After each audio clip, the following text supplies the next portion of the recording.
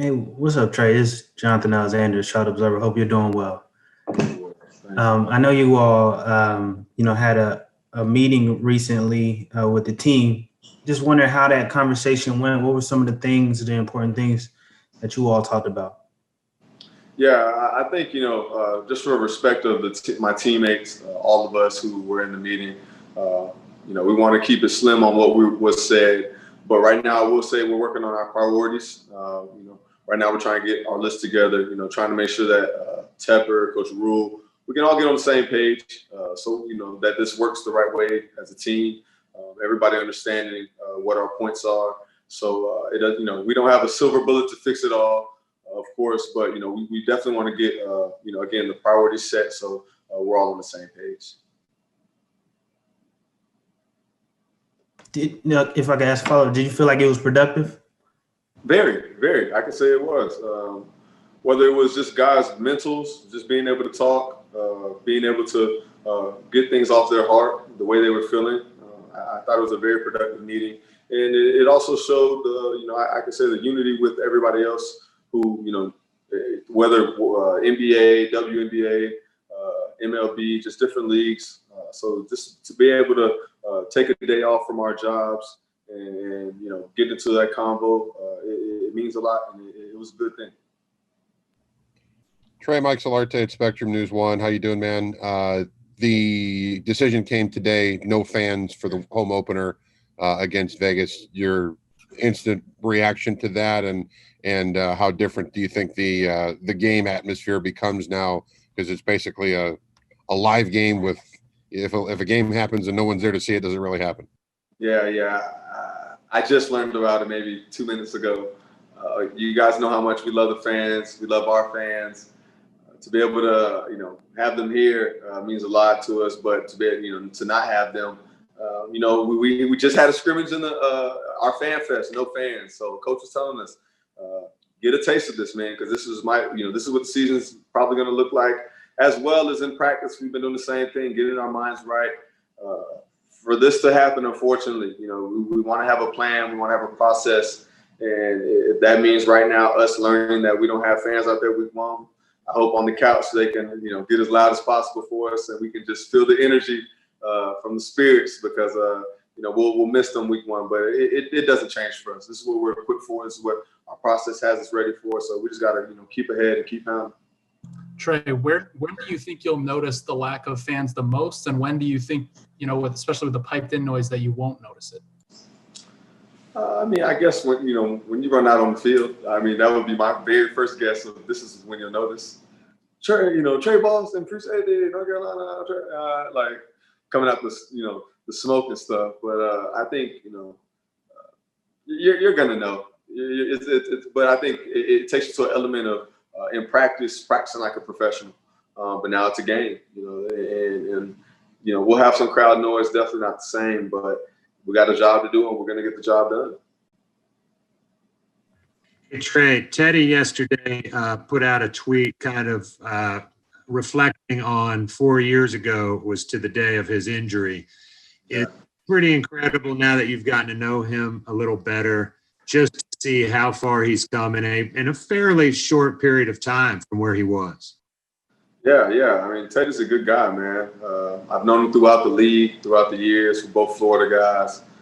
To see how hard he's worked, to see what he's overcome, to see him every day lead our team, to be genuine about his leadership. Guys respond well to Teddy. Teddy does a great job out there, not only commanding the team, but we respect him because he's able to be the example for us as well, and we know he's a guy we can trust.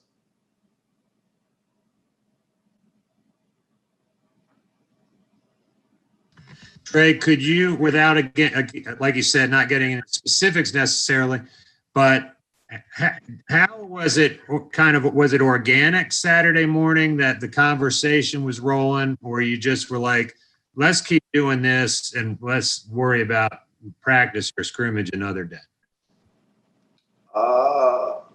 Not gonna lie, the question is a little off for me. Can you word that one more time for me? Yeah, I'm sure it was on my end, not yours. how did it come to pass Saturday as you were having your team meeting that you all did not practice and you kept discussing? Yeah. Again, I think it was a very important issue. So as a team, as coaches, even GM, we felt that it was needed. And collectively, we came to coaches and we let them know this how we felt. And, they felt the same way. And so they thought it was needed as well. So, to come together again to have that talk, I think it was a breath of fresh air for a lot of guys because obviously we're more than just athletes. So, this is stuff weighs on our minds, our mental, our hearts as well. So I think it was, a good refresher for us. Tre, hey, you've talked in the past about the way that the previous regime and the previous ownership treated these social justice issues. As it's, obviously come to the forefront more and more often and leading to what happened this weekend, how has the reaction from the owner been thus far, and have you had any conversations with him about it? Yeah, we talked, I want to say Friday about it. And, I've said it before. I think Tepper does a great job of, supporting what his players support, being able to communicate with us. And, I appreciate him for that. It's all up to us. At the end of the day, if we come with a great, great priorities of what we want and how we want them, Tepper does a great job of at least listening to us, hearing us out, and being able to accept the challenge. And if that means him putting his own money in it, he's willing to do it. And you've seen that with him throughout many things that he's done, him and his wife, Nicole, whether it's scholarships here or there, whether it's putting laptops in high schools, helping out West Charlotte, South Carolina, just different things. We appreciate what Tepper does and what the Teppers do for his organization. Hey, Tre, David Newton here. To be clear, did David talk just to you or a few players or the entire team and address it? Yeah, I'll just say he talked to me for right now. We won't talk about everything else, but we had a good conversation, and I thought it was well needed because it's always good to feel like your owner is on the same page as you.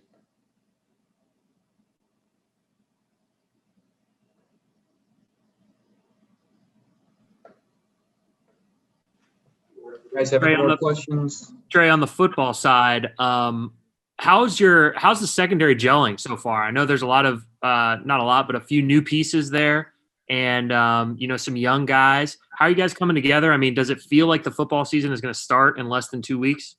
Yeah, it does. Guys are ready. I think we prepared for this. I think the secondary is gelling well. We obviously know that it's a young group, so for me it's about keeping the energy. It's about keeping the guys going, learning each and every day, trying to get 1% better, allowing them to grow, us learning each other. You guys know, I love for my guys to play with confidence. So the more confidence I can instill in those guys, whether it's preparing, whether it's the playbook, whether it's them seeing the opponent, I try as best as I can to allow us to play fast. And right now, I think we're gelling well. So I can't wait. Competition. We haven't been able to have preseason games, so competition's coming fast, and I think it'll be fun for us to get out there and just run around. Tre, really the only team that you've gone against is your own and your own offense. How do you see that offense coming together, and what are some things about that stand out to you? Yeah, I think the offense does well. I think what stands out to me is there's a lot of weapons. There's a lot of weapons that you got to decide what you're going to do as a defense to stop it. And, as a defense, we got to go against it every single day. So I'm happy, we're able to go against that because it's a good measuring stick for us to go against. And, every day we have a battle, and it's about getting your brothers better. So we are our competition right now. So, as much as we can go out there and just get each other better, the better we'll get as a team. Tre, for as long as you've been here, it seems like every year, people want to make secondary the quote unquote question mark. Yeah. And the same is true again this year. Where do you think that comes from? And is it a chip for you guys? It's just the history of the organization, I feel. But it's, we're always dominant in our front sevens. This is what we take our pride in here. running the ball and stopping the run. For us as a secondary, yeah, you know, as long as I've been here, it's always been the go-to. But we love that because we know as a secondary, you know, it goes as we go.